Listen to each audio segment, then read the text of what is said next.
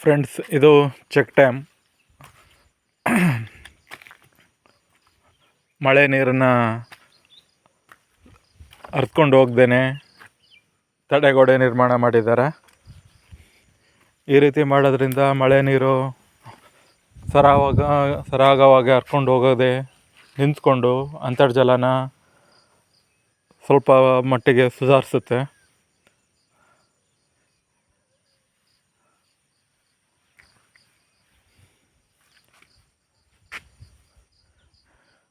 ಸಾಮಾನ್ಯವಾಗಿ ಕೃಷಿ ಇಲಾಖೆಯವರು ಇದನ್ನು ನಿರ್ಮಾಣ ಮಾಡ್ತಾರೆ.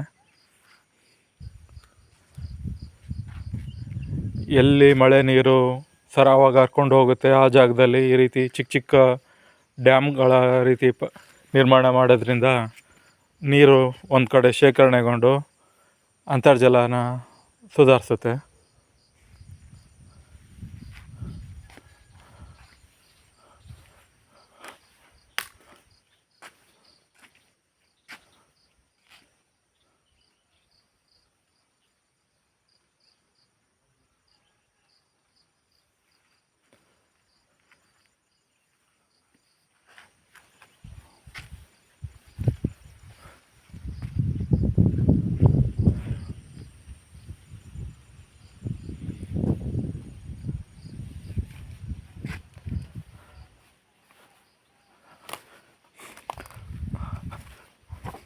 ರೈತರು ಕೂಡ ಈ ರೀತಿ ನಿರ್ಮಾಣ ಮಾಡ್ಕೊಬೋದು. ಚಿಕ್ಕ ಚಿಕ್ಕ ಬದುಗಳನ್ನ ನಿರ್ಮಾಣ ಮಾಡಿದ್ರೆ ಮಳೆ ನೀರನ್ನ ಶೇಖರಣೆ ಮಾಡ್ಕೊಬೋದು.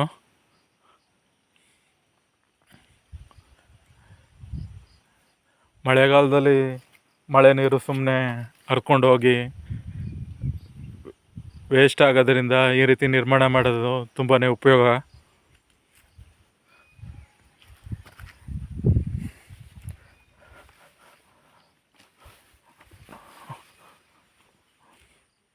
ನೋಡಿ, ಈ ಡ್ಯಾಮ್ ತುಂಬಿ ಇದರಿಂದ ನೀರು ಹರ್ಕೊಂಡು ಹೋಗೋ ಜಾಗ ನೋಡಿ.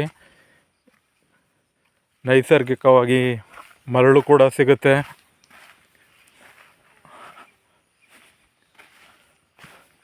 ಈ ಮರಳನ್ನ ಅದೇ ಗ್ರಾಮಸ್ಥರು ತಮ್ಮ ಸ್ವಂತ ಬಳಕೆಗಾಗಿ ಉಪಯೋಗಿಸ್ಕೊಬೋದು.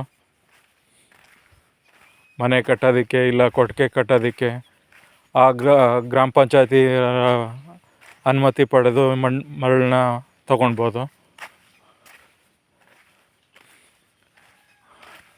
ಆದರೆ ಇತ್ತೀಚೆಗೆ ಇದನ್ನು ವಾಣಿಜ್ಯವಾಗಿ ಬಳಸ್ತಾ ಇದ್ದಾರೆ ಮರಳನ್ನ. ನಿಮಗೂ ಗೊತ್ತಿರ್ಬೋದು, ಅಕ್ರಮ ಮರಳುಗಾರಿಕೆ. ಮಳೆ ನೀರು ಈ ರೀತಿ ಹರ್ಕೊಂಡು ಹೋಗೋದ್ರಿಂದ ಮರಳು ತುಂಬಾ ಚೆನ್ನಾಗಿರುತ್ತೆ.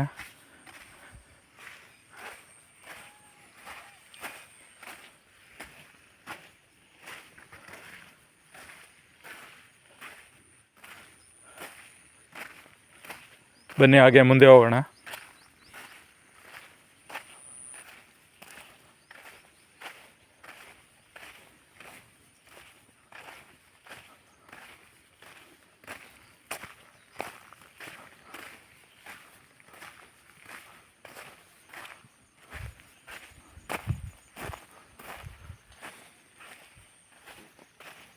ನೋಡಿ ಎಷ್ಟೊಂದು ಮರಳು.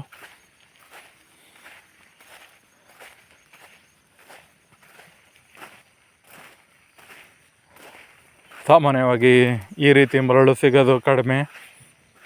ಈಗ ಎಲ್ಲ ಕಡೆ ಸಾಯಿಲ್ ಅಂತ ಬೆಳೆಸ್ಕೊತಾರೆ. ಆದರೆ ಈ ಮರಳಿನ ಕಟ್ಟಿದ ಮನೆ ಸ್ವಲ್ಪ ಚೆನ್ನಾಗಿರುತ್ತೆ ಅನ್ನೋದು ಮೇಸ್ತ್ರಿಗಳ ಇದು.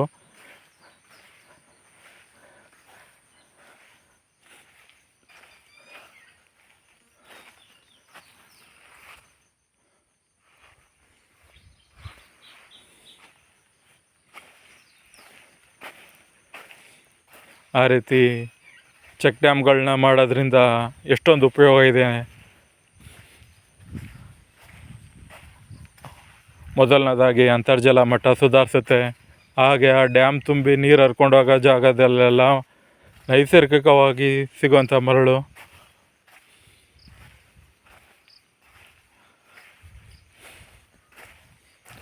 ಓಕೆ ಫ್ರೆಂಡ್ಸ್, ಈ ಮಾಹಿತಿ ಇಷ್ಟ ಆಗಿದರೆ ಸಬ್ಸ್ಕ್ರೈಬ್ ಮಾಡಿ.